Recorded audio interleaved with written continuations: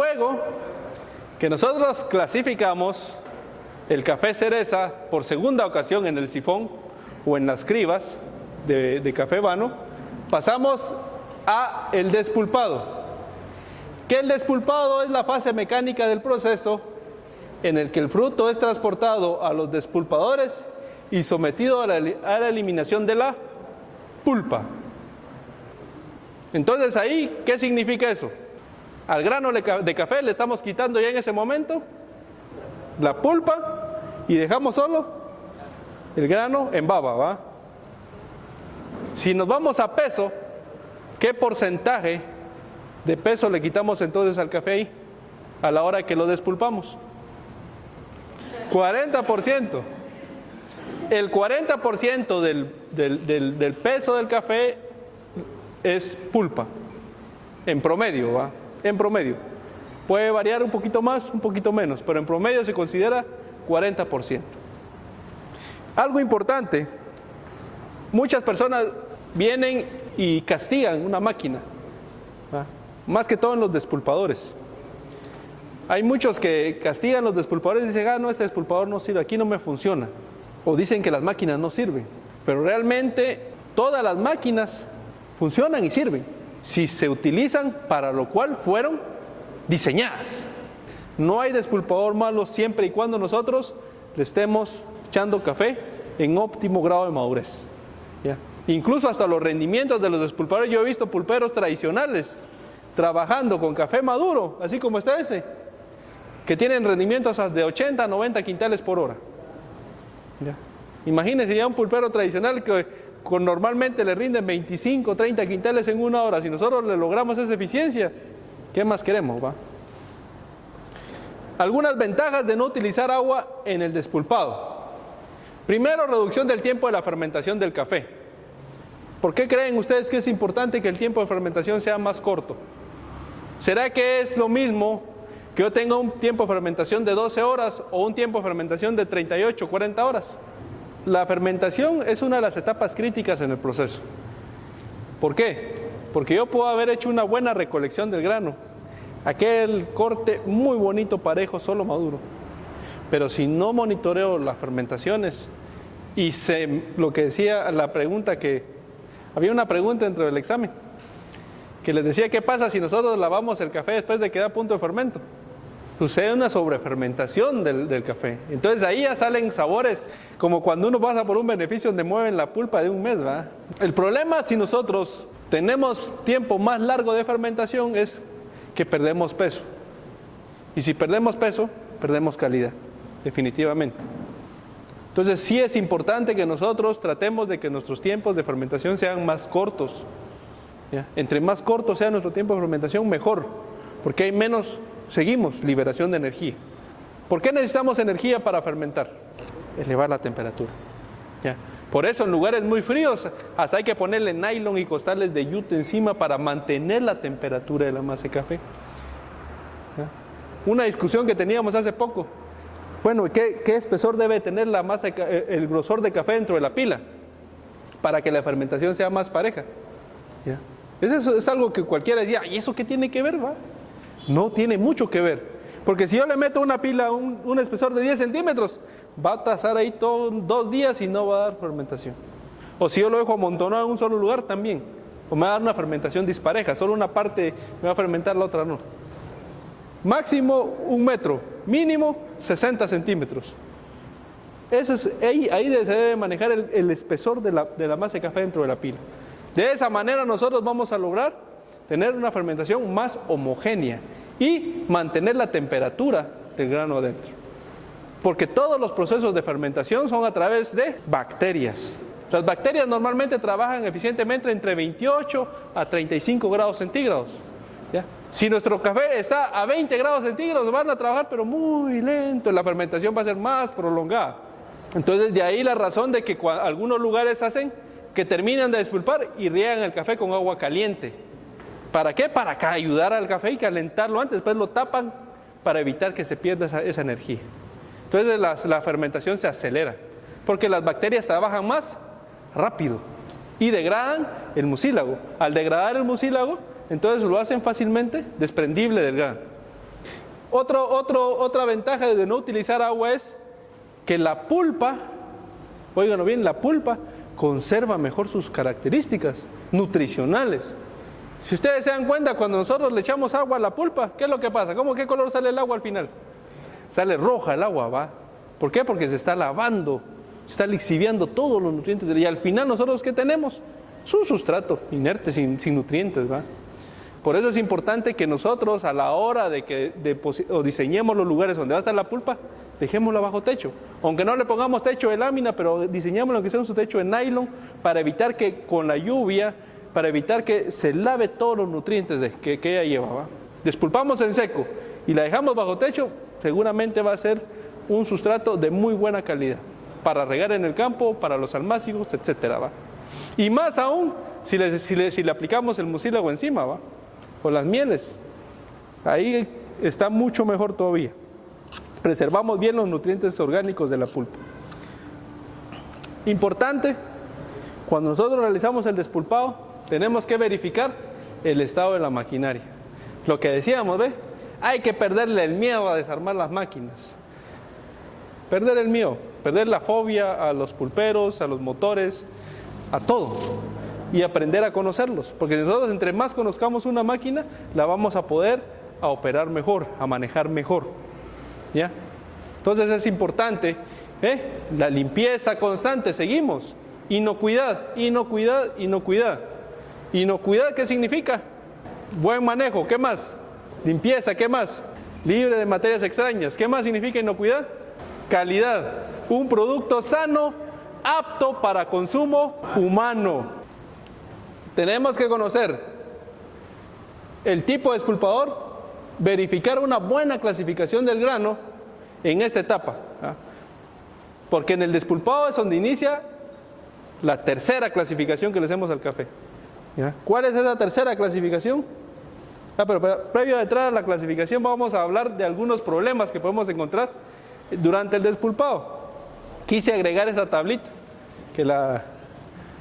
para que muchas veces nosotros venimos y encontramos problemas cuando está despulpando, vemos cosas y decimos, bueno, ¿y por qué va? ¿Cuáles son las causas o cuáles son las posibles soluciones? Por ejemplo, uno de los problemas que observamos normalmente es que frutos pasan sin ser despulpados. Decimos, miren, revisamos y pucha, aquí no está despulpando esto, ¿va? O no está despulpando parejo. Bueno, ¿por qué puede hacer eso? Una de las posibles causas es que el pechero esté muy separado del cilindro.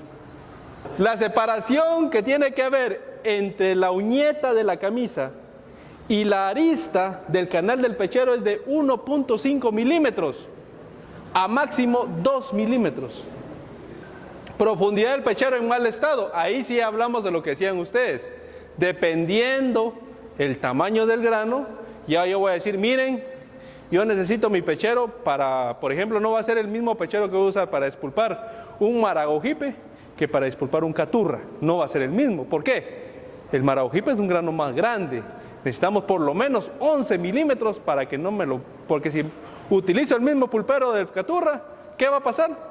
Lo va a quebrar todo. Vamos a sacar café molido de una vez, ¿va? Entonces, la profundidad del pechero, del canal del pechero, es así, va a ser en función del tamaño del grano y de la variedad. De ahí la importancia que nosotros tengamos lotes más homogéneos. Porque muchas veces decimos, aquí tengo un milote de caturra, tengo un milote de catuaí, tengo un lote de pacamaras y un montón de granos de diferentes tamaños. Y a la hora que entre el café al beneficio, tenemos problemas de granos pelados, granos quebrados, tenemos problemas de una mala clasificación. No, esa criba no me sirve, dice, pero no es la criba, porque yo le estoy metiendo diferentes tamaños de café, entonces la criba no le va a clasificar bien. Entonces es importante. La profundidad del pechero, del canal del pechero puede variar desde 6 milímetros hasta 10, 11 milímetros, dependiendo de la variedad y del tamaño del grano y de la altitud donde nosotros estemos. Segundo, camisa en mal estado. Cuando nosotros tenemos camisas que están dañadas, que ya están desgastadas o que ya no tiene filo en las uñetas, también podemos tener ese problema. Mucho café verde o reseco, también nos puede dar ese problema. ¿Cuáles son las posibles soluciones? Ajustar el pechero, rectificar las venas y la profundidad de los canales, cambiar camisas y recolectar solo fruto maduro. Para eso ustedes tienen que tener su vernier a la mano, sacan el pechero y a medir la profundidad. Bueno, estamos bien, medimos los granos, qué diámetro tienen, entonces ya nosotros mismos vamos conociendo, ¿va?, de acuerdo a las variedades, si tenemos el equipo adecuado. Pero esto es para pecheros fijos, porque también hay pechos graduables, ¿va?, que solo se ajustan y cada canal tiene su propia graduación. Entonces esos son mucho mejores. En casos de que nosotros tengamos diferentes variedades y tamaños de grano, lo más recomendable es tener un pecho graduable. ¿Por qué? Porque yo puedo graduar de acuerdo a mi entrada del día. Digo, voy abriendo o cerrando el canal, entonces ya voy chequeando que no me vaya a morder el grano, no me dañe el grano. Otro problema es que el pergamino despulpado resulta lastimado o salen pedazos con la pulpa, que ese es otro caso muy común que nosotros encontramos. Y eso se da por pechero mal ajustado al cilindro, dientes de la camisa muy agudos o disparejos, inadecuada profundidad de los canales del pechero, venas del pechero muy gastadas, platinas alimentadores muy abiertas, chumaceras gastadas, café verde o seco. Imagínense todas las posibles causas para un problema, ¿va? Entonces es donde nosotros tenemos que ir analizando e identificando realmente cuál es el problema para poder darle la solución. Otro problema muy común es que sale mucha pulpa en el café pergamino, y ese sí pónganle mucha atención porque eso me puede dar problemas. ¿Qué pasa si en la pila de fermento hay mucha pulpa? ¿Será que me puede dar algún problema con la calidad o no? Se mancha el pergamino, y a la hora de que pruebe la taza, ¿qué sabor me puede dar? Mucha probabilidad de que me salga una taza vinosa. Entonces, ¿por qué se puede dar eso? Excesiva alimentación o bocado a los pulperos, que nosotros queremos, el encargado de beneficio ya no quiere saber nada y le abre todo el bocado y se va todo el café, ¿va? Y ahí sí ya el cilindro no tiene la capacidad de poder sacar la pulpa, entonces se va mucha pulpa con el café de primera. Otra es que la camisa ya está muy desgastada. Entonces, ¿qué pasa? Si ya está muy desgastada, las uñetas de la camisa con la arista del pechero son las que se encargan de jalar la pulpa. Entonces, si ya está muy desgastada, ya no jala la pulpa, entonces la pulpa se va con el café de primera también. Las paredes de los canales del pechero son muy agudos y muy cerrados, o el cilindro gira muy rápido. Imagínense. Porque un cilindro esté muy rápido, también podemos tener problemas de que pase mucha pulpa.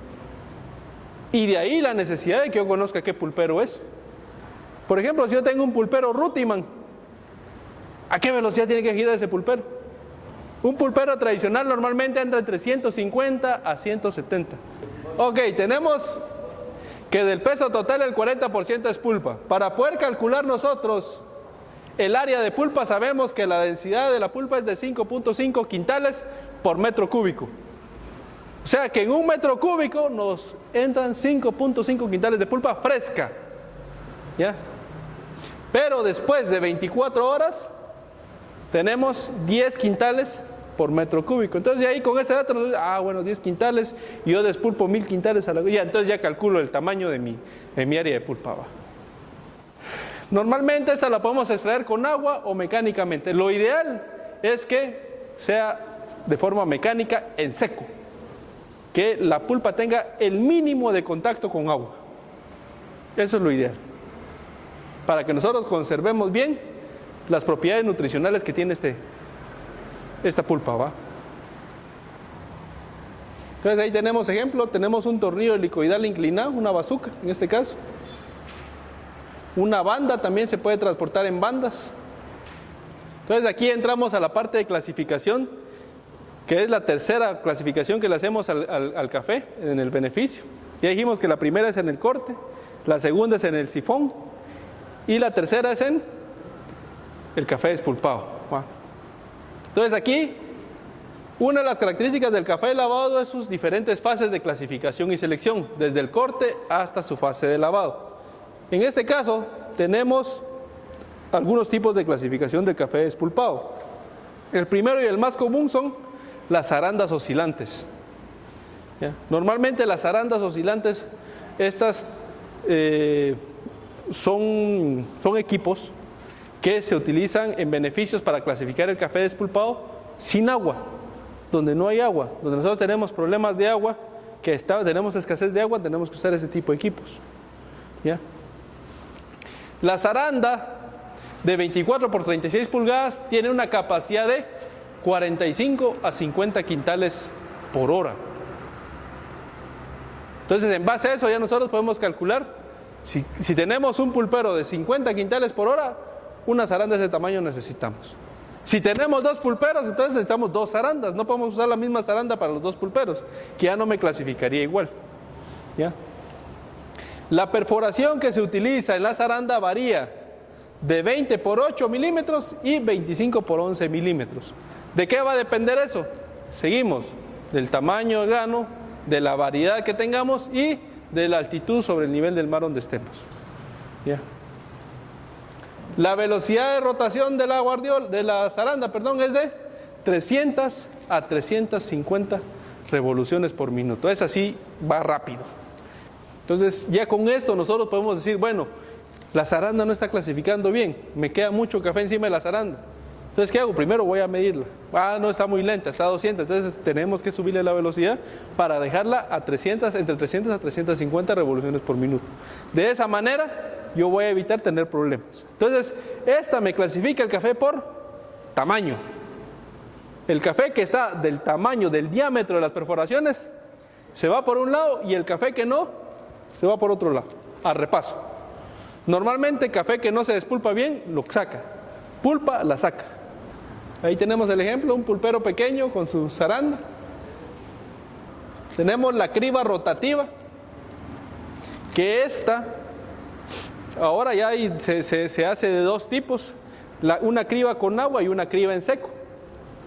La criba con agua clasifica por densidad y por tamaño, ¿ya? Porque tiene una separación entre cada, ya sea que sea plástica o metálica, tiene una separación entre cada hilo o entre cada varilla. Y esa separación va a estar en función a la variedad, la altura y el tamaño del grano. Puede ir desde 8 milímetros, 7 milímetros, hasta 10, 11 milímetros. Si tengo yo café muy grande, un maragogipe, tiene que ser más grande. ¿Ah? En este caso, la velocidad de la criba es de 15 a 20 revoluciones por minuto. ¿Sabe qué significa eso? Que tiene que dar 15 vueltas en un minuto. Esa sí va más lenta. ¿Ya? Y como les decía, también ahora estas se modificaron un poco. Se les quitaron los hilos y las varillas y se les colocó lámina perforada, que es la misma lámina que usan las zarandas. Entonces la criba trabaja sin agua, ya solo clasifica por tamaño, pero es una clasificación más limpia que normalmente la que hace con agua. El volumen por hora, las cribas, las de hilo, se calculan por cada centímetro de largo de la criba, es un quintal. Solo para continuar con lo de la criba, esta es una criba plástica, ¿va? Para eso también es esto. La parrilla fija con sifón o solo el caño colombiano, sin parrilla. Ahí clasificamos por peso en un canal. Podemos colocarle una parrilla de 9 a 10 milímetros, si fuera el caso que tuviéramos estandarizada nuestro tamaño. Si no, lo trabajamos sin parrilla, que me funciona perfectamente bien. Y la única condicionante es que necesitamos agua. De 2 a 3 centímetros de lámina de agua, o sea, 1 pulgada más o menos de lámina de agua, constante, porque si no es constante no te clasifica bien. Entonces, esta es un sistema muy bueno que se puede utilizar en el café despulpado y en el café lavado también. Si tenés problemas de espacio y área y no puedes construir un canal de clasificación, puedes fabricar un caño colombiano o un caño de parrilla que trabaja perfectamente bien y limpia muy bien el café. ¿Sí está, mira? En el despulpado y en el lavado. Una finca que procesa 1000 quintales diarios no tiene canal de clasificación, ni tiene criba ni tiene zaranda. Despulpa a los caños. Funciona perfecto. Y con recirculación lo puedes trabajar sin ningún problema. Entonces, es que no hay agua, metes una bomba a recircular y si recirculas el agua en tu canal y te funciona perfectamente. Muchos están tirando las cribas y las arandas y están metiéndose a los cañitos estos. Pero eso sí, hay una condicionante, que tenés que tener bien tu pulpero, porque si el pulpero está tirando mucha cáscara o no te está despulpando bien, vas a tener problemas a la hora de usar tu caño. Entonces la condicionante es que le hagas un buen servicio de mantenimiento a tu pulpero para que este no te tire mucha cáscara a la hora de despulpar, y eso te va a funcionar perfectamente. Esta es una buena opción en áreas donde hay granos de todos tamaños.